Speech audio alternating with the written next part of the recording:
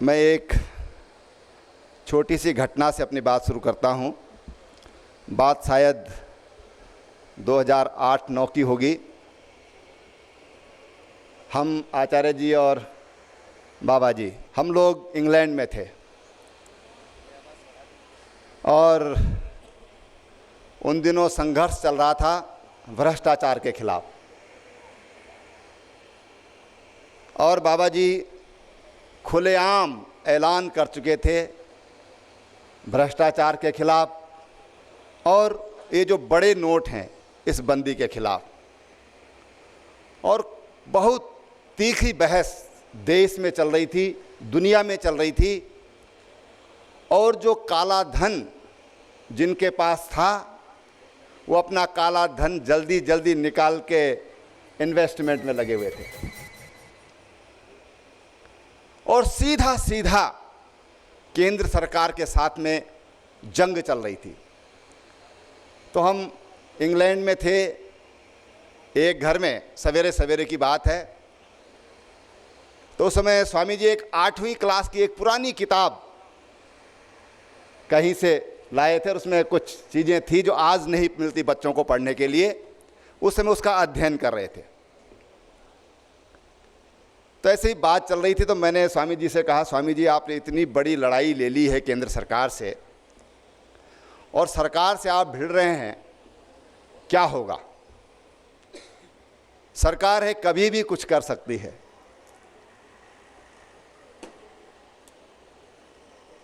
तो स्वामी जी ने मुझे 2 बातें कही। एक बात उन्होंने कही, मैंने कहा इतना बड़ा साम्राज्य है पतंजलि का, हजारों करोड़ की टर्नओवर है, कहीं पर कभी थोड़ा लेट ही हो गए, थोड़ी गलती हो गई।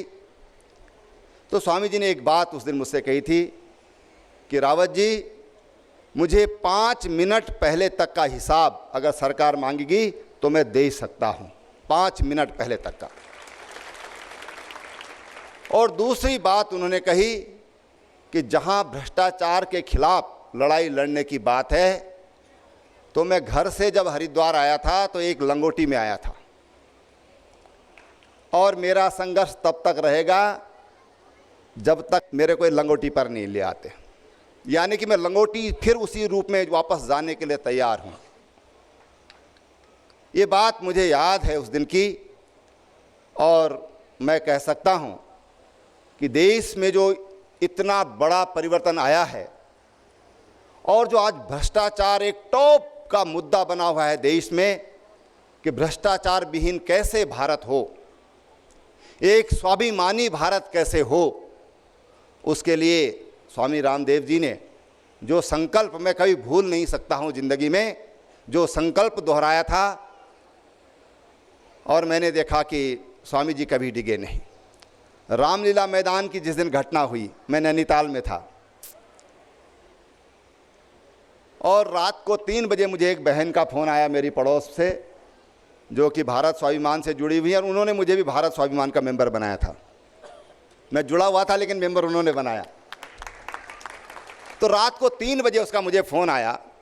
मैंने क्या बात है, महिला का रात को 3 बजे फ़ोन क्यों आ रहा है? मैं ट्रेन में था, इंदिरा जी भी थी उस दिन ट्रेन में, वो दूसरे केबिन में थी, मैं दूसरे केबिन में था। तो उन्होंने कहा भाई साहब भाई साहब भाई साहब। मैंने क्या बात हुई? भाई साहब ये तो बिल्कुल परेशान है। बोले स्वामी जी को गिरफ्तार कर लिया गया है और स्वामी जी के साथ कुछ भी हो सकता है, आप क्या कर सकते हैं बताइए? अरे मैंने कहा चिंता मत करो, कुछ नहीं होता स्वामी जी का। थोड़ा अपमान कर सकते हैं कुछ समय के लिए, बादल सूरज पर आ सकते हैं, लेकिन सूरज की जो सच्चाई है, सूरज की जो ऊर्जा है, उसको कोई छुपा नहीं सकता है। चुपचाप सो जाओ, मेरा चुपचाप सो जाओ, कुछ नहीं होने वाला है। और हम सब ने उस घटना को देखा भी है, सुना भी है और साक्षी भी रहे।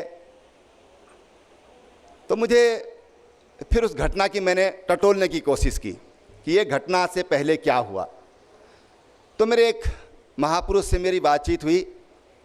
उन्होंने कहा कि 5 मिनिस्टर आए थे एयरपोर्ट पर स्वामी जी को मनाने के लिए, क्या आप धरने पर मत बैठिए, रामला मैदान में आप ये कार्यक्रम मत करिए, आप सरकार के विरुद्ध जा रहे हैं। आप इसका परिणाम समझाने की कोशिश की, प्यार से भी कोशिश की और पीछे से डराने की भी कोशिश की गई।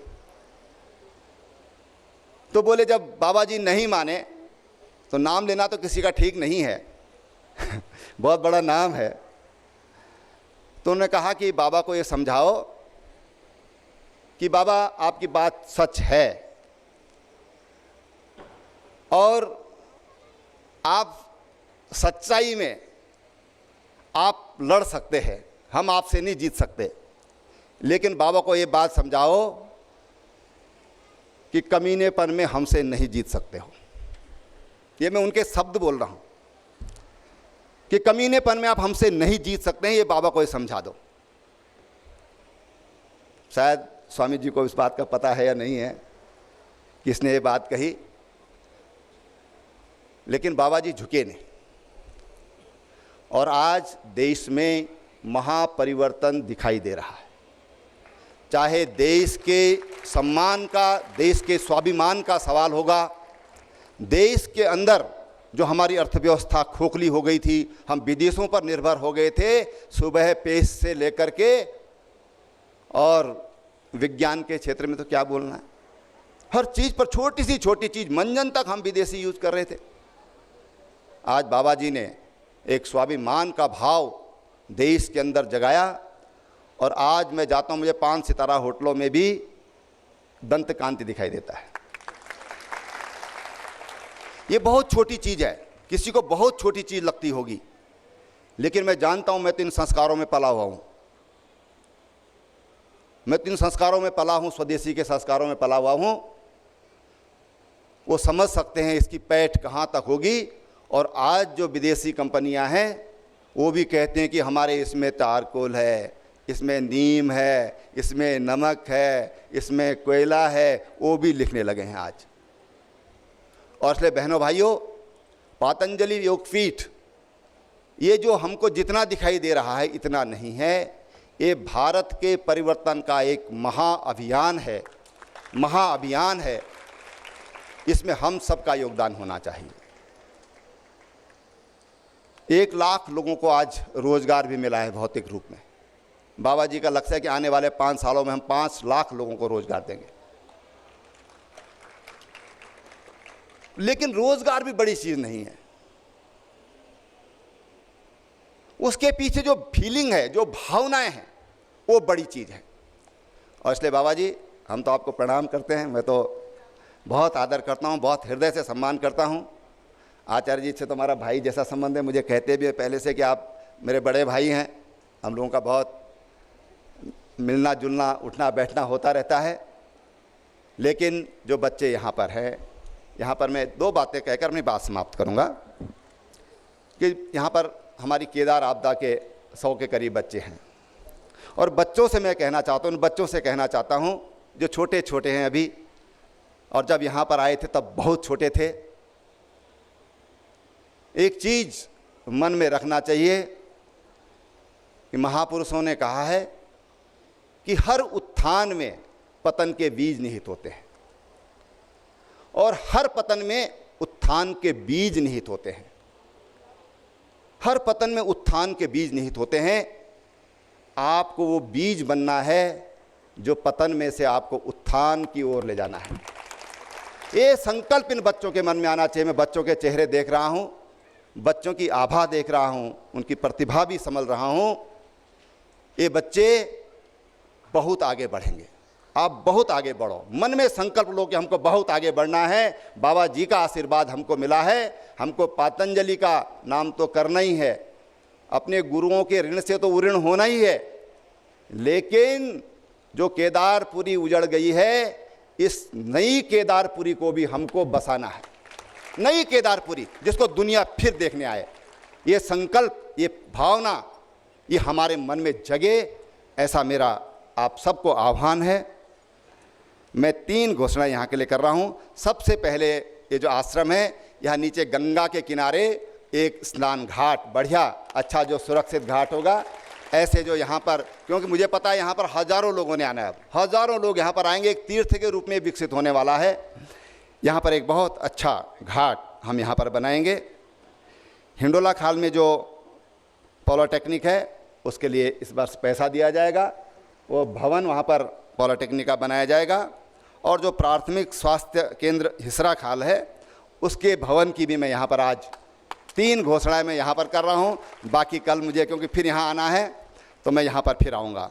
एक बात बाबा जी से कहना चाहता हूँ कि इधर दाल घाटी, इधर हमारी जो भरपूर पट्टी है इसमें खूब दाल होती है, बहुत अच्छी दाल होती है, क्वालिटी भी बहुत अच्छी है, सब्जियां भी होती हैं। और इधर जो हमारी लोस्तु बडियार है, डागर पट्टी, जो हमारे आंकड़े हैं, ये डागर पट्टी जो है ये हल्दी के लिए और अदरक के लिए, ट्यूबलर्स के लिए बहुत अच्छी ये भूमि है। और उत्तराखंड में हल्दी और अदरक की प्रोसेसिंग की कोई यूनिट नहीं है, कोई यूनिट नहीं है।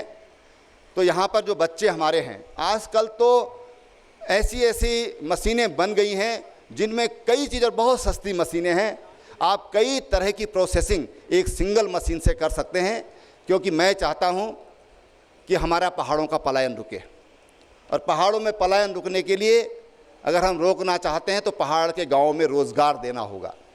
गाँव में रोज़गार देंगे तो तभी पलायन रुकेगा। और उसके लिए हम एक लंबी योजना बना रहे हैं। जुलाई में हम बाबा जी, आचार्य जी और कुछ और विशेषज्ञ हम लोग बैठेंगे, कृषि विभाग, हॉर्टिकल्चर, सहकारिता, सब लोग बैठेंगे, पशुपालन के लोग बैठेंगे, और एक नई योजना हम उत्तराखंड के अपने गाँवों के लिए बनाएंगे, पहाड़ के गाँवों के लिए बनाएंगे, ताकि हमारे जो गाँव हैं वो खुशहाल हों, वो आबाद हों, ये हमारी इच्छा है। और अंत में आप सबका एक बार धन्यवाद करते हुए, और मुझे पूज्य स्वामी जी ने यहाँ पर आने का मौका दिया, आप सबके दर्शन का मौका दिया, मैं उसके लिए आपका बहुत बहुत आभारी हूँ। भारत माता की